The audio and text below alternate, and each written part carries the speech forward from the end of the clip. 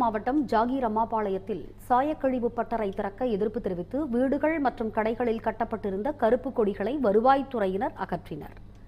ஜாகீர் அம்மாபாளையம் ஜவுளி பூங்காவில் சாயப்பட்டறைகள் அமைக்கும் திட்டத்தை அரசு கைவிட வேண்டும் என ரெட்டியூர், ஜாகிரெட்டிப்பட்டி, புளியம்பட்டி, குள்ளக்கவுண்டனூர் உள்பட 20க்கும் மேற்பட்ட கிராமங்களைச் சேர்ந்த விவசாயிகள் மாவட்ட நிர்வாகத்திடமும் அமைச்சரிடமும் புகார் அளித்துள்ளனர்.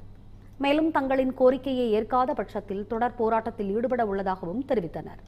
இந்நிலையில் பொதுமக்கள் மற்றும் விவசாயிகள் எதிர்ப்பை மீறி சாயப்பட்டறைகள் திறப்பு விழாவிற்கான நடவடிக்கைகள் மேற்கொள்ளப்பட்டது.